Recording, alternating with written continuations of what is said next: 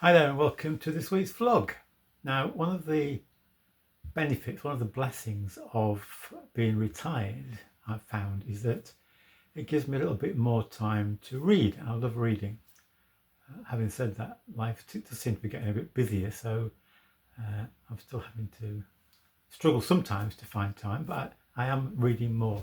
And I think probably it's true to say that although I enjoy reading fiction, my favourite topic is biographies or autobiographies. I love to read about people's lives.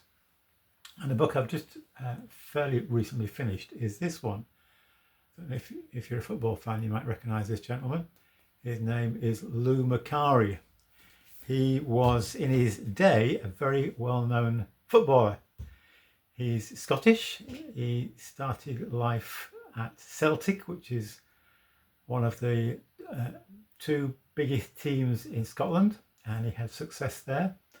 And then he was transferred to Manchester United, one of the most well-known clubs in the whole world.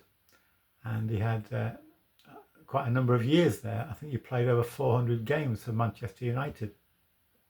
When he retired from football, he became a football manager, and he managed several clubs along the way, and he gained some promotions for clubs that he managed. So he did fairly well as a manager, but probably as a player that he's most remembered. He played not only for Celtic and Man United, but also for his national team for Scotland.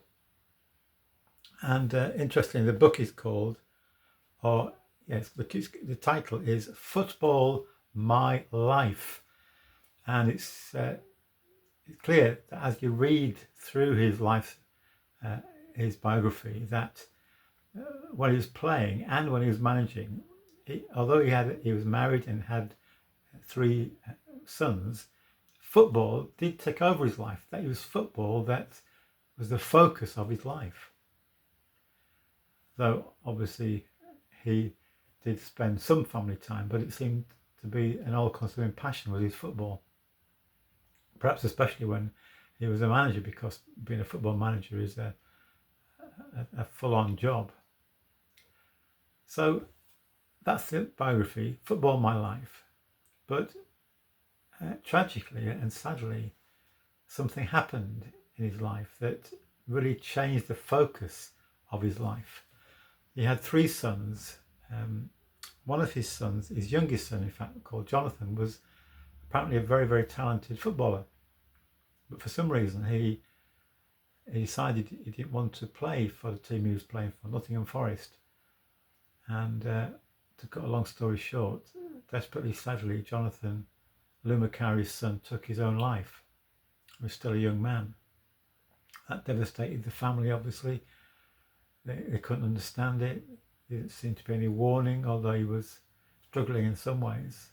And that really shook the whole family and everybody who knew Jonathan. And I think it's true to say that, as Lou Macari talks about that period, it did really transform his life focus. Whereas before, probably football was his focus. Now, he realised that family was far more important, that relationships with those he knew was far more important than football.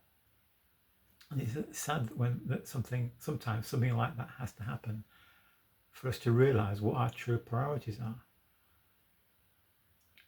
It's often said, or it's sometimes said, I've heard it said, that no one on their deathbed ever said, I wish I'd spent more time at the office. I guess many coming towards the end of life wish they'd spent more time focusing on their friendships, their relationships, their family. Sometimes other things take priority when they probably shouldn't. And I guess that's true also in our Christian lives.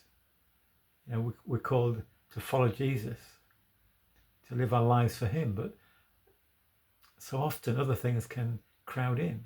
Maybe our family, maybe our workplace, maybe our finances, maybe our home. All sorts of things can take over, and if we don't watch out, Jesus is squeezed out. There's a well-known saying of Jesus in Matthew chapter 6, part of what we call the Sermon on the Mount. Jesus teaching about how to walk in God's ways and what being his disciple is all about. And in Matthew chapter 6, he says, don't be afraid, don't worry. God knows your needs.